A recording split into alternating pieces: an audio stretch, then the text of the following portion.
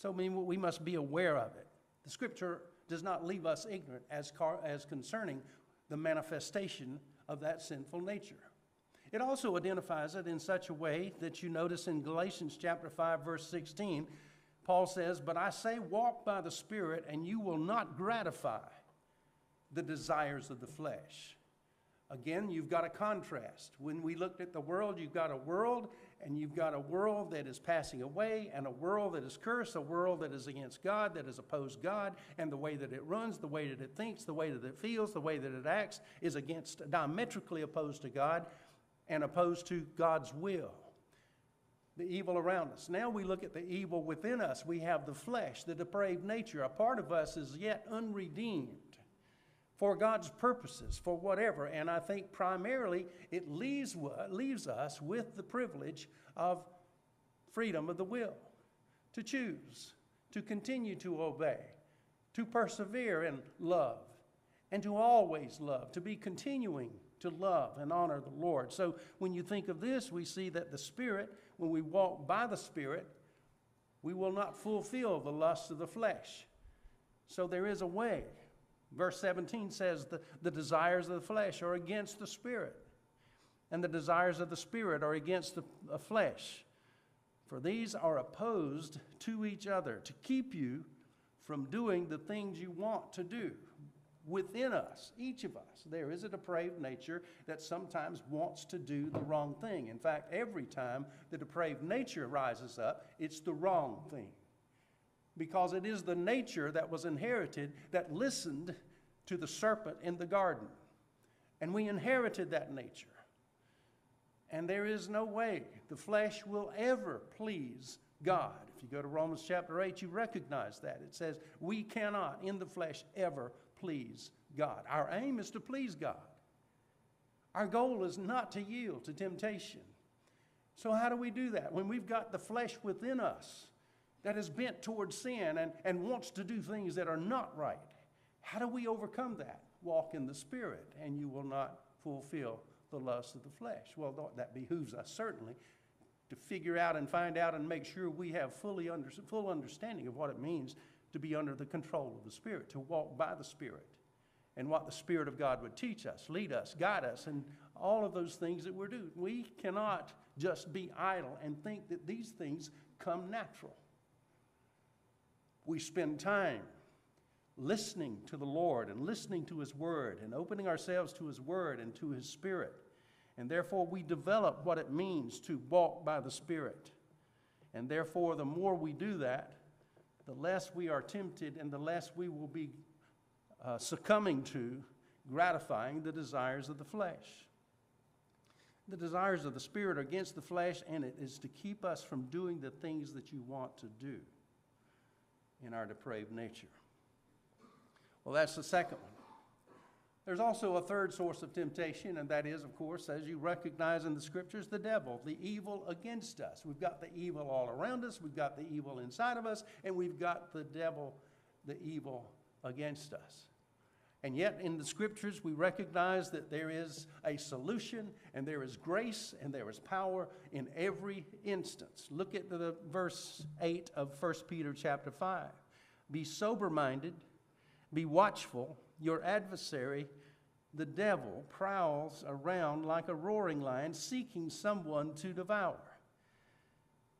Ultimately, this verse is a call to prepare in mind and spirit for decisive battle with our one great enemy, the devil, who remains the arch enemy of God and the source of evil in the world. So we're facing a formidable foe. We cannot face him alone, but we recognize him as the source of temptation. He came to our parents in the garden. He comes to us. He sends his minions. There are many, many fallen angels, demonic spirits that influence us on a day-to-day basis. Those are alive and well on the earth. They are principalities and powers of the air that we wrestle against, not flesh and blood, but against those spirits of darkness. And some of us are not close enough to the Lord to recognize them. That's why the danger is so real, that we do not walk close enough to the Lord, that we don't even realize that we're being duped and deceived and lured away in so many of our decisions and so many of our desires. So the devil is very cunning and crafty, as we have seen. The second half of this message, the last section of this message, I'd like for us to talk about specifically what are the means of victory over temptation. What do we do? What means of victory have been provided for us? And going back to these very things that we've talked about as sources, we will identify along with those sources in the Scriptures what the Scriptures have to say about how to overcome.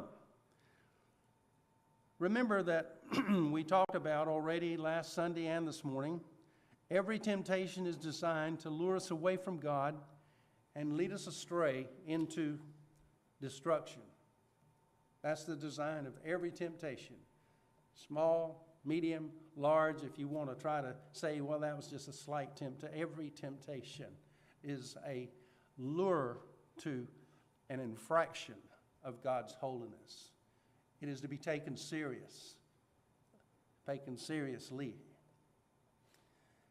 All right, first of all, we looked at the world and the lure of the world. So to overcome the lure of the world, we find in that very same context what John has said in 1 John chapter 2, verse 15. He says, do not love the world or the things in the world. If anyone loves the world, the love of the Father is not in him.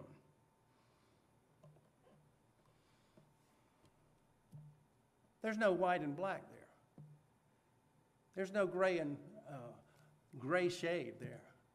There's just simply a declaration of reality that comes with an experience of choice, of what we desire and what we choose and what we love. Keep in mind that in this point, do not love the world or the things in the world is a choice that we make. It is a choice that is ours, and it is a choice that we carry with us every day. So what does it mean to love the world? Do not love the world. Do not embrace the world. Do not adopt the world thinking. Do not let the goals of the world become your goals.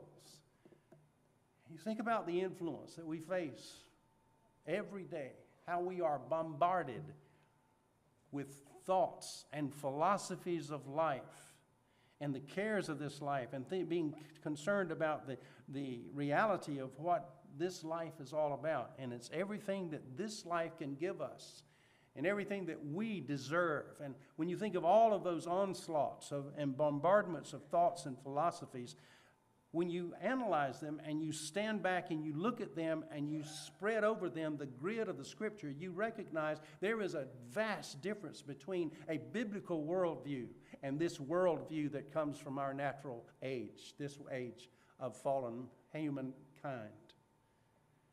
It's opposite so to the point that we need to recognize if we're not careful, we're going to be thinking like the world and even acting like the world. And that's one of the battles that we face in the church.